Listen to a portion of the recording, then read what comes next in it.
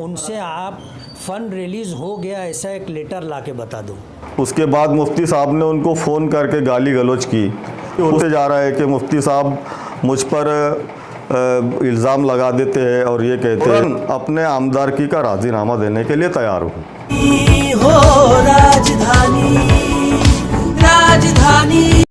अभी पिछले दिनों मुफ्ती साहब से प्रेस कॉन्फ्रेंस में मुफ्ती साहब ने कहा था, हमने सवाल किए थे उनसे कि भाई धुलिया के आमदार था फारूक शाह साहब, अपने शहर के अंदर 17 करोड़ का काम मंजूर करवा कर काम कर रहे हैं, वहाँ पे इतना काम हो रहा है तो मालेगांव शहर के अंदर काम क्यों नहीं हो रहा है। तो उन्होंने कहा कि कोविड की वजह से हुकूमत फ़ंड नहीं दे रही है। उन्होंने अगर कोई फ़ंड रिलीज़ हुआ है उनका तो उसका एक लेटर लाकर हमको एक सबूत बता दें। इसके ऊपर आप क्या बोलना चाहेंगे? असल में ये जो है हमारे मुफ्ती साहब की लाइल्मी इसको कहा जाएगा। मैं आप लोगों को मुख्तसरन ये बताना चाहूँगा कि इससे पहले भी मैं कई मरतबा मालेगांव आया। मालेगांव से मेरे बहुत अच्छे ताल्लुकात है, यहाँ तक कि मेरी ससुराल है मालेगांव में और उसके बाद मेरी बच्चियाँ वहाँ दी हुई है, मेरा समधियाना भी है और फिर दोस्ताना ताल्लुकात की वजह से हर वक्त मेरा मालेगांव आना जाना होता है। वहाँ पर भी कई मरतबा ऐसे प्रेस कॉन्फ्रेंस हुई, आप जैसे सहाफ़ी हज़रात वहाँ पर आए और उन्होंने मेरे कामकाज के मुताल्लिक़ पूछा। मैंने जो मैंने काम किए उसकी मालूमात दी। उसके बाद में कुछ लोगों ने ये भी कहा कि आप इतना काम कर रहे हो और मुफ्ती इस्माइल साहब जो है मालेगांव के एमएलए, ये कुछ भी काम नहीं कर रहे हैं। तो उस वक्त भी मैंने उनके ख़िलाफ़ कुछ भी नहीं बोला और उनकी बातों को संवारना चाहा। उसके बाद ऐसा हुआ कि एक मर्तबा जो सिविल हॉस्पिटल में मुफ्ती साहब वहाँ गए और कुछ वहाँ गाली गलौज की ऐसी बातें आ रही थी। उस वक्त भी कुछ लोगों ने मुझसे ये कहा कि मुफ्ती साहब एक आलिम होने के बावजूद गाली देते हैं। उस वक्त भी मैंने ये कहा कि मुफ्ती साहब ने गाली नहीं दी थी। उसके बाद फिर एक ऐसा हुआ कि एक आप जैसा कोई सहाफ़ी है उसने फ़ोन किया। उसके बाद मुफ्ती साहब ने उनको फ़ोन करके गाली गलौज की। उस वक्त भी मैंने ये कहा कि मुफ्ती साहब एक दीनदार इंसान है, एक आलिम दीन है, वो सब गाली वगैरह नहीं दे सकते। हर वक्त मैंने उनको संभालना चाहा। उसके बाद मैंने जो हमारे डॉक्टर खालिद परवेज़ साहब है उनको ये कहा कि भाई मुफ्ती साहब ये जो काम नहीं कर रहे हैं, जिसकी वजह से हमारी पार्टी बदनाम हो रही है और लोग डायरेक्ट असदुद्दीन अवैसी साहब की तरफ निशाना साधते हैं। उनका ये कहना है कि बैरिस्टर असदुद्दीन साहब जिस वक्त प्रचार के लिए आए थे इलेक्शन के वक्त, उस वक्त भी मालेगांव की आवाम ने उनसे ये कहा था कि मुफ्ती साहब ने पिछले 5 सालों में 5 वर्षों में एमएलए रहते हुए शहर के विकास के लिए कुछ भी काम नहीं किया।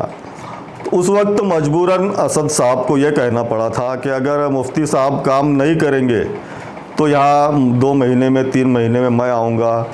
ये सब बातें वहाँ के जो सहाफ़ी हज़रात हैं, जो आप जैसे प्रेस वाले हैं, वो हमेशा उठाया करते हैं, लेकिन उनकी बातों को हम मसलियत से समझकर और किसी पर तनकीद ना करते हुए मैं अपने शहर के कामकाज करता हूँ।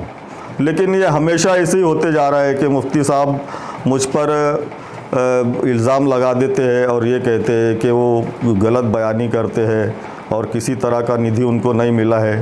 तो उस ताल्लुकात से जो मेरे पास जो कागज़ात है वो सब मैं आपको देना चाहता हूँ। और मुफ्ती साहब ने तो कुछ 17 करोड़ के कुछ वो मांगे थे।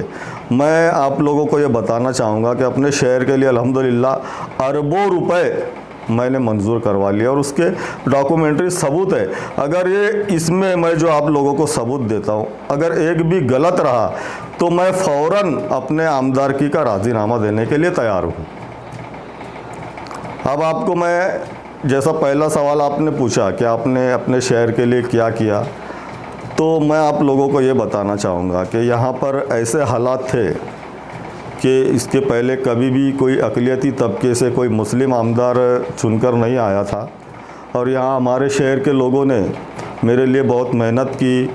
जो हमारी माँ बहनों ने, कई औरतों ने मेरे लिए रोज़े रखे उनकी मेहनतों को, उनकी दुआओं को अल्लाह पाक ने कबूल किया और मैं आमदार बन के चुन कर आया।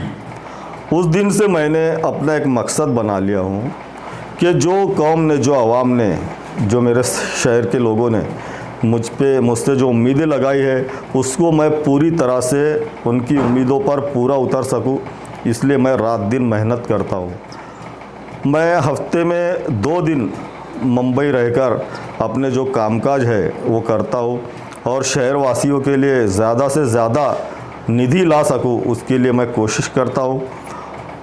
वह एक अलग बात हुई। उसके अलावा जो हमारे शहर में जहां भी एज ए एमएलए एक आमदार के तौर पे मेरी ज़रूरत पड़ती है, मैं हर वक्त पूरे शहरवासियों के साथ रहता हूँ। अल्हम्दुलिल्लाह यहाँ एक मेरा बड़ा ऑफिस है और एक बहुत बड़ा स्टाफ मैंने रखा हूँ।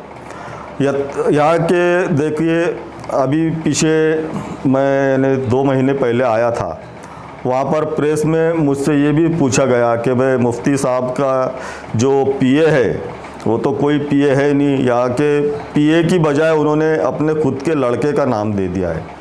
और वो जो सरकार की तरफ से 25,000 रुपये महीना जो तनख्वाह आती है पीए के लिए, तो वो तनख्वाह भी मुफ्ती साहब के लड़के के नाम पर जाती है। ऐसी कई बातें, लेकिन हमने कभी ये सब बातों को उजागर नहीं करना चाहा। लेकिन अगर कोई हमारी ज़ात पर हमला करे तो हमको हमारी सफाई पेश करना ज़रूरी हो जाता है। यही तो लाइल्मी इसको कहते हैं। वो जो शासन निर्णय है, शासन निर्णय आप पहले उसको पढ़ लीजिए। उसमें शासन का, यानी सरकार का ये आदेश है कि इस आमदार के पत्र पे हमने इतना करोड़ का निधि मंजूर कर दिया है। उसके बाद यहाँ से वो प्रोसेस शुरू होती है। निधि मंजूर करना इसी को बोलते हैं। और उसके बाद जो कुछ बातें उन्होंने बताई है कि सिर्फ कागज़ों पर काम होते हैं, तो ये मैं आपको बताना चाहूँगा कि ये जो ठेकेदार हमारे काम कर रहे हैं, अभी आप लोगों को पूरे शहर का जायज़ा हम लोग कराने वाले हैं कि कहाँ कहाँ काम हो चुके हैं और कहाँ मेरे काम शुरू है। और कोई ठेकेदार अपनी जेब से पैसा नहीं लगाता, ये उनके बिल है, ये उनको जो काम के मुबदले में जो चेक दिए गए हैं वो सब यहाँ पर मौजूद है आपके पास में। और शासन निर्णय उसको कहा जाता है कि भाई निधि मंजूर हो गया, ऐसा उसी को शासन निर्णय कहते हैं। और वो पत्र, वो तो एक ही पत्र आपको दिखा गया। अल्हम्दुलिल्लाह मेरे पास अरब रुपए के, करोड़ नहीं बल्कि अरब रुपए के जो शासन के आदेश है कि आपके शहर के लिए हमने इतना निधि मंजूर कर लिया है, ऐसे पत्र मैं आप लोगों को देना चाहूँगा। और आप इसकी कोई जिसको ज़्यादा तजुर्बा हो इसमें, उससे उसकी छाननी करा लीजिए। अगर ये गलत होता है, ये गलत बयानी होती है, तो मैं अपना राज़ीनामा देने के लिए। डायमंड कारपेट मालेगांव, मुस्तफ़ा बंगार बाज़ार, होलसेल रेट में यहाँ पर कारपेट